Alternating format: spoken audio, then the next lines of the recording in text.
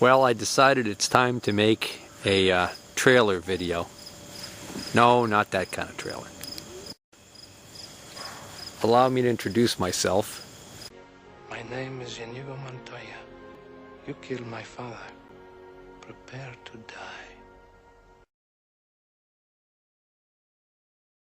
So anyways, this is my my Grizzly ATV. This is one of the more popular video series. Actually, the most popular ATV video series that I had was the repair of my Arctic Cat, which was the first four-wheel drive ATV. It was the first ATV I ever owned. And I fixed that up. That was a real basket case. And I fixed that up and documented the entire rehab of that machine, and that's a very popular series, because anybody who's got one of those Arctic Cats is able to use that and get some good information out of it. This is the Kawasaki ATV that I had gotten at the same time as the Grizzly, but it ended up turning out to be a complete basket case. The whole top end was junk in it. The camshaft was junk. It had 4-point seizure marks on the pistons, on the piston and the cylinder. It was just a real mess. So now it's just a parts machine. I've been parting it out slowly as time progresses, and I just haven't gotten around to getting that all done. This is my Ariens Gt 17 tractor. I haven't run this for 2 years. Back when, before I was doing videos, I actually rebuilt the KT 17 motor, the twin cylinder 17 horsepower Kohler in this thing. It's got a mower deck on it that needs to be rebuilt. But I want to just fix it up to sell it, actually. Right now, probably got stale gas syndrome and all that. I could probably get this running pretty easily. But the rear PTO is in pieces down in the basement, and I'd like to fix that before I try and sell it. This is just another example of stuff that I've got here. This is a non-running motor that was pulled out of a like an Ariens snowblower, and it was a freebie. And over here, this is the XR100. This is my 11-year-old rides this one now. Right. This thing was all messed up. It was a complete mess. Another little motor here. We got a this is a little like 2.5 horsepower Briggs. You know, old cast iron model. And this was a freebie. This was going to be scrapped. Neighbor passed away. The heirs of the estate were cleaning out the shop, and this was buried under a ton of sawdust. I cleaned it up with my shop vac a little bit. It's got no spark, and that's as far as I've gone with it. But again, you know, this is a vintage, probably 1940s cast iron Briggs motor. I just couldn't stand to see that go in the trash. Buried under this junk right here is one of 2 Honda rototillers. I think FRC 800's model number on them or something like that. So there's a little bit of video. There's a few videos on these. This was a 2-for-1 deal, bought them and fixed up one, sold it, and fixed up this one and keeping it. There's not one, but there's 2 generator videos series on my page somewhere on my channel. This is a little Coleman Generator. It's actually, this is the way it was when I got it. Somebody took a cheap hand truck and they used hose clamps and they tied it down. And this was actually going to be thrown out, and I got it for free. That's a 4-jaw 15-inch chuck. There's a gear reduction unit on top of it. I got a bunch of stuff out of that. That neighbor who passed away, he was a retired machinist, and well, we'll get to that in a bit. This is a 7.5 horsepower, what I believe to probably be about a mid-80s or early 80s Thunderbolt outboard. One of the oldest videos here of mine on YouTube is of a 1964 vintage 40 horsepower Johnson outboard. That it's just a video of the motor running. It's not really a video of anything of me doing any work on it. Although I did do a ton of work to that. I rebuilt the entire gear case on that one, including new forward and reverse gears, new pinion gear, all new seals.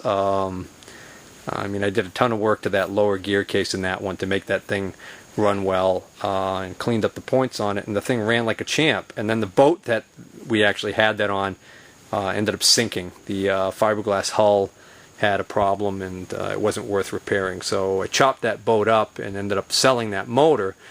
And I sold that motor on Craigslist, and the guy who bought the motor, he was kind of short on cash, so he asked if I would do a partial trade, some cash and the motor. And I just kind of was happy to get rid of the thing because I didn't have a use for it at the time.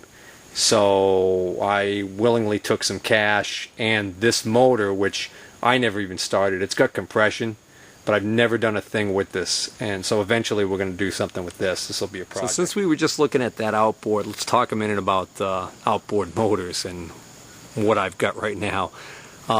This is the power head off of my Glastron Gt 140, 1972 Glastron Gt 140. This is the current project that I've been spending a lot of time on. And this is a GT 140 Glastron. It's in horrible shape.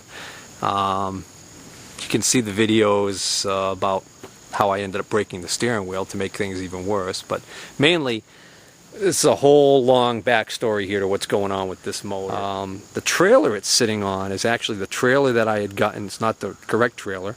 The trailer that I had gotten with the boat that had that 40 horse I was talking about. Now that boat, when I chopped it up and got rid of it, I then had this trailer doing nothing. So then I thought, well, it's a better trailer than what this boat came with. So I ended up transferring this boat to this trailer. In doing so, that's how I broke the steering wheel, but that's another story. Then I sold the trailer that was underneath this boat to a guy who actually cuts them down and puts generators on them and sells them to people for emergency power situations. And he does this regularly. So then when I sold him that trailer, I was working for somebody and I came across another trailer, and I said to the guy, what's the story with that trailer? And he says, actually, you want it? It's yours. So I got the trailer for free. I immediately took the free trailer, drove it directly from that guy's house where I got it for free.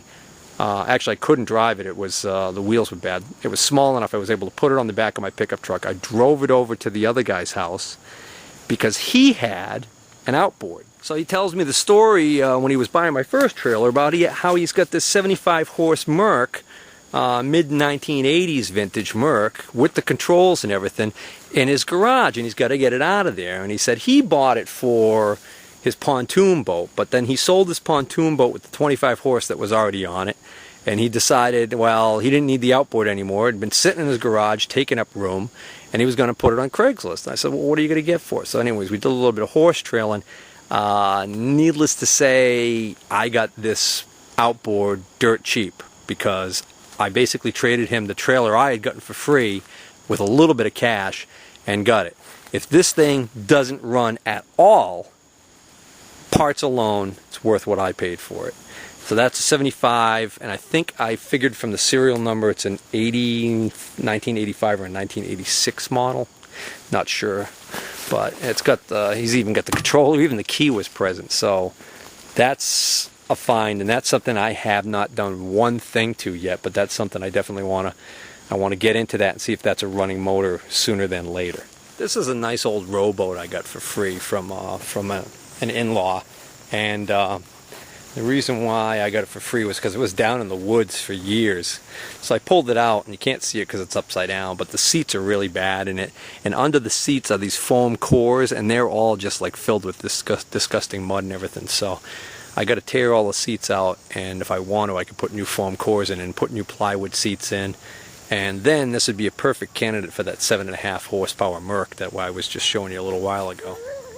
So right around the same time that I got that 75 horsepower Merc, I spotted this boat in front of a gas station in next town over from me. And I had gone by it several times, and I had wondered what the story was on it. And I mean, I'd taken a look at the condition. I'm thinking I couldn't want too much for it. So I ended up stopping in and talking to the owner, and we get to talking about the thing a little bit. And I kind of like the look of it. It's got kind of like this cool windshield deal here with this lower part of the windshield that opens up. And I said, geez, you know, I wonder if that 75 horse I've got might fit nice on this boat. So we did a little bit of haggling, and I got this boat cheap. And then, so I haven't showed you the back of it. So what's on the back of this thing? Well, another potential project. what is actually on the back of this motor, and the reason why I'm laughing is because what's on the back of here is a 115 horsepower Mercury inline 6, a 1972. Here's the side cowling for it right there. And this is the motor they call the Tower of Power. This is nuts. This is a big outboard for this boat. I can imagine, you know, he told me this thing went right along. Actually, I think the transom is not quite even strong enough to be supporting this thing.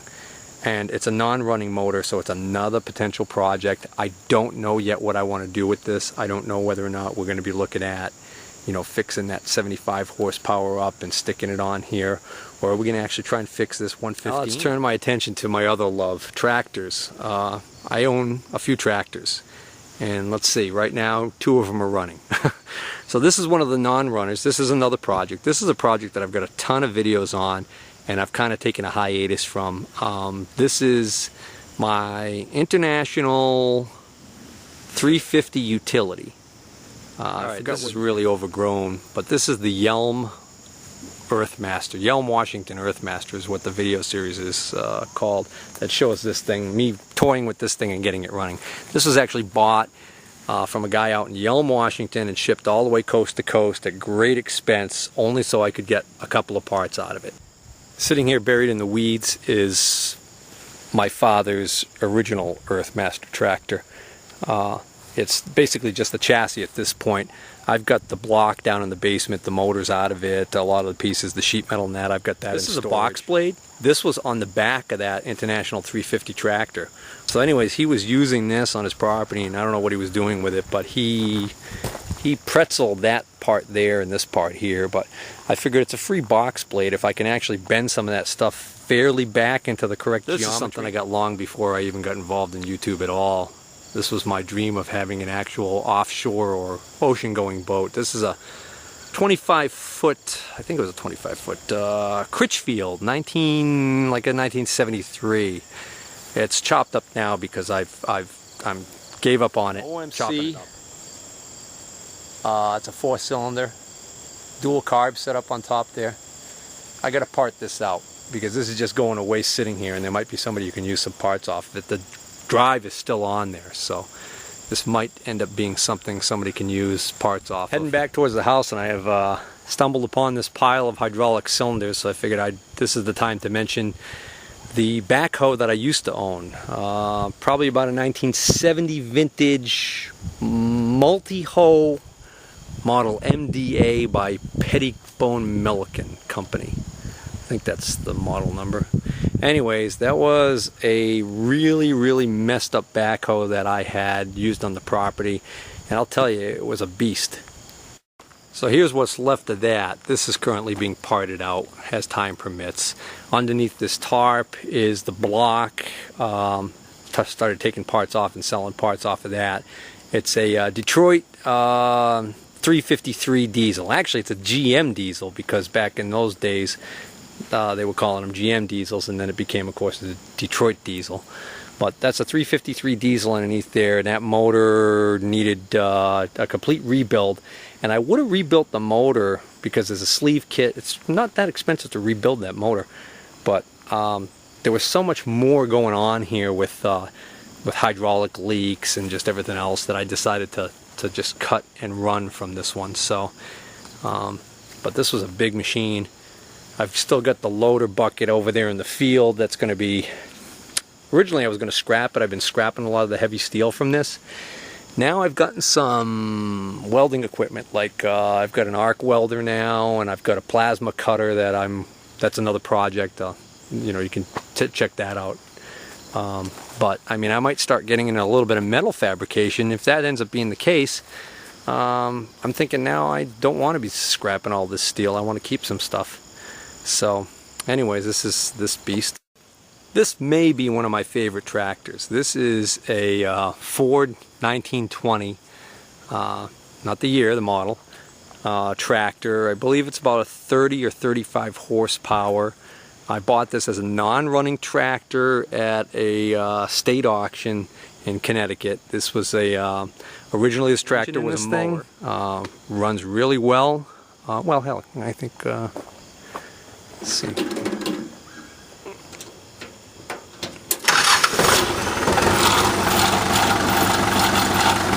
That rattling noise is actually one of the mirrors here. One of these mirrors, the back of it's kind of broken, so it's a good machine.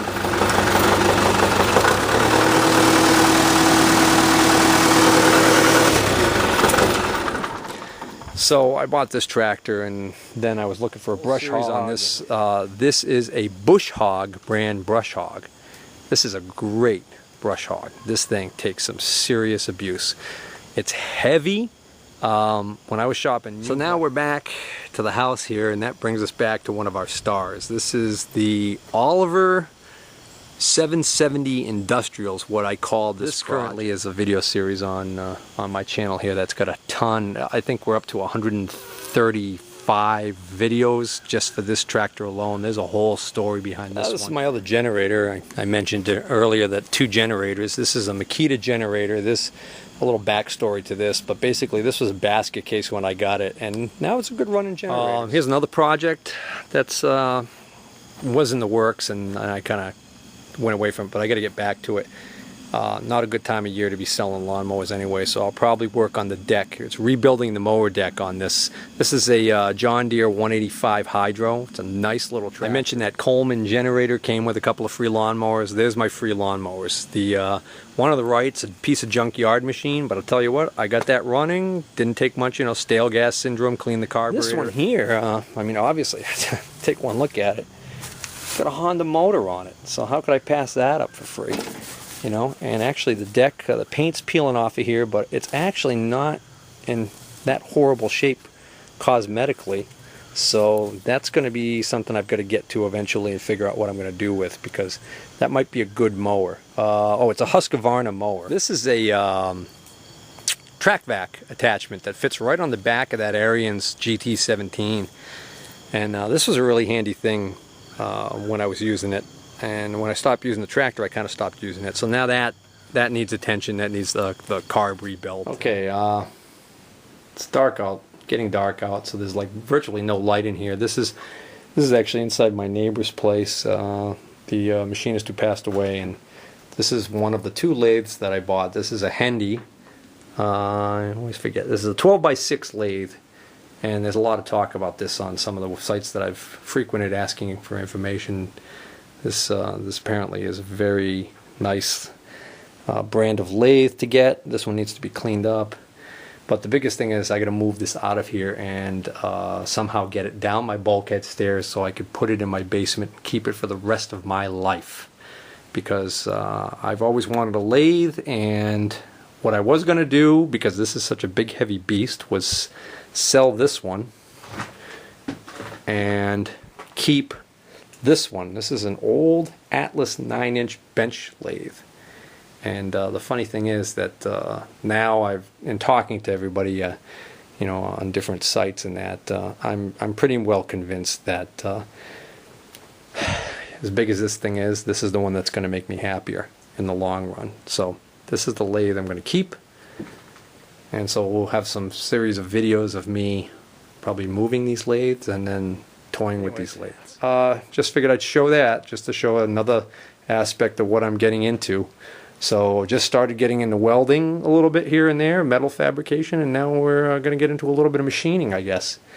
So I'm going to be one of those guys that when he croaks, his wife's going to, you know, be leading complete strangers down into the basement, and they're just going to look at piles of stuff, and they're going to see this monster sitting down there, and, you know, tell her, I don't know, well, I'll give you $100 for it.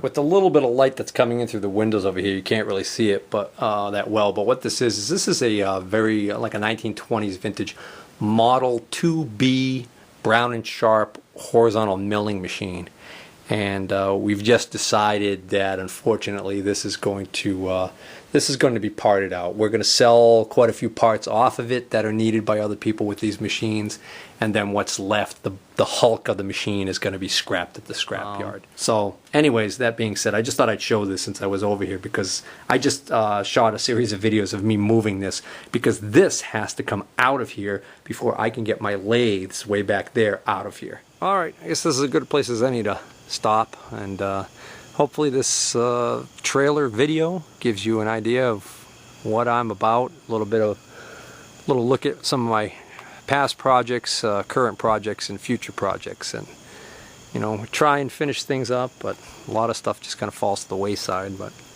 hopefully our success rate will continue to grow as we acquire more tools. That's all for now. Take care.